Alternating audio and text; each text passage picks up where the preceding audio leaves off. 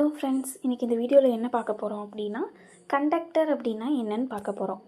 Conductor அப்படின்னா என்ன அப்படின்னா, எலக்ட்ரிக் கரண்ட்டை வந்து ஈஸியாக ஃப்ளோ ஆக அலோவ் பண்ணுற மெட்டீரியலை வந்து நம்ம கண்டக்டர்னு சொல்கிறோம். சிம்பிளாக சொல்லணுன்னா, any material which conduct electricity is called conductor. 3 types of conductors வந்து நமக்கு இருக்குது. ஃபஸ்ட்டு ஒன் என்ன அப்படின்னா சாலிடு கண்டக்டர், செகண்ட் ஒன் வந்து ஸ்டாண்டர்டு கண்டக்டர், தேர்டு ஒன் வந்து பண்டில்டு கண்டக்டர்.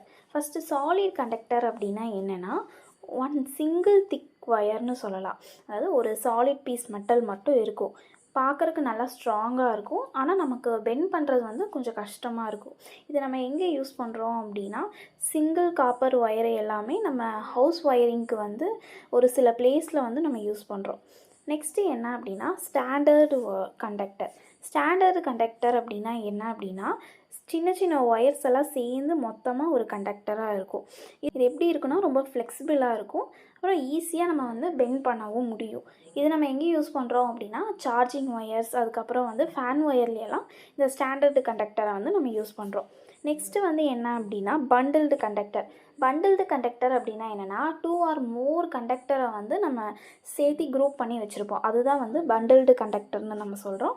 இது வந்து நம்ம பவர் டிரான்ஸ்மிஷனுக்கெல்லாம் நம்ம யூஸ் பண்ணுறோம். ஹை வோல்டேஜ் டிரான்ஸ்மிஷன் லைன் டவர்ஸ்லையெல்லாம் வந்து இந்த கண்டக்டரை வந்து நம்ம யூஸ் பண்ணுறோம். இப்போது நம்ம பல்க் பவர் ட்ரான்ஸ்ஃபர் பண்ணுறதுக்கு யூஸ் பண்ணுற கண்டக்டர் வந்து எப்படி இருக்கணும் அப்படின்னா, லோ வெயிட்டாக இருக்கணும், ஹை டென்சைல், அப்புறம் ஃபேட்டிக் ஸ்ட்ரென்த் இருக்கணும், ஹை கண்டக்டிவிட்டி இருக்கணும், அப்புறம் லோ கோஃபிஷியன்ட் ஆஃப் எக்ஸ்பேன்ஷன் இருக்கணும், லோ கொரோனா லாஸ் இருக்கணும், ரெசிஸ்டன்ஸ் வந்து லெஸ்ஸாக இருக்கணும், காஸ்ட் வந்து லோவாக இருக்கணும்.